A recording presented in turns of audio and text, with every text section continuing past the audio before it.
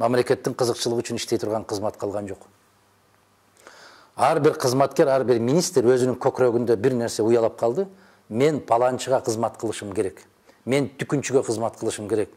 Мені түкіндей болған партия көтерді, демек ошол партияға қызмат қылуым керек. Бұл баяқы абдан жаман деңгелге түшіп кеткен ой жүгіртүү бұл. Бардық министрді қарасаңар, кимге қызмат қылышыны білет. Қайсы партия көтерді, ким көтерді, ким түртті, ким ортомчу болды. Ошоға қызмат, мамлекетке қызмат қылам деген түшүнүк бүгүнкү күндө қалған жоқ. Ошонун кесепетинен мына шайлоо учурунда көрдүңөр. Биздин кыргыз жарандарын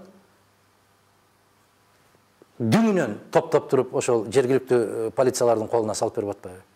Биздин тышкы баякы консулдуктар, башка мамлекеттердеги элчиликтер кыргыз мамлекетинин кызыкчылыгын, кыргыз жаранынын адамдык, жарандык укугун коргоо үчүн, алардын кызыкчылыгын коргоо үчүн ачылган ал жерде.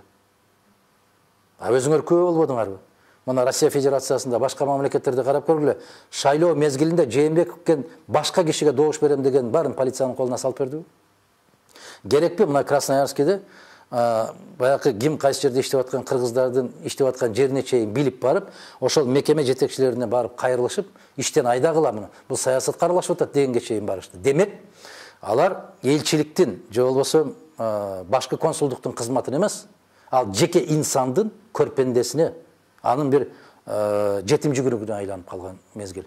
Мамлекетке биздин Кыргызстанга ушунча инвестиция алып келдим деп бир элчинин оозунан уктуңарбы сөздү? Укпайсыңар дагы.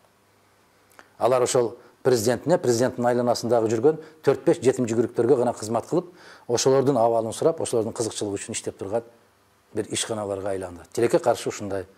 Бардык эле тармактар ушундай болуп калды. Жалгыз эле тышкы иштер министрлиги эмес. Кайсыл өлкөдө ушундай көрүнүш болот? Кыргыз мамлекетинен башка өлкөдө андай болбойт.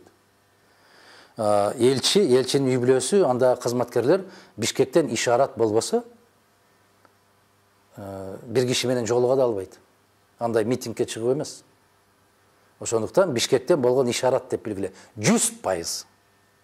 100% Бишкектен барган экен, ушундай буйрук, ошол буйрукту аткарып чыккан экен, байкуштар деп койсоңор, жаңылбайсыңар. Ошол мен айтып атпаймынбы, эч бир министрлик мен мамлекеттин, элдин кызыкчылыгын коргойм эмес, мен тиги кишинин кызыкчылыгын коргойм деген бир сокур сезимдердин кесепетинен ушундай болуп атпайбы? Мамлекеттик кызыкчылык деген түшүнүк калбай калбады.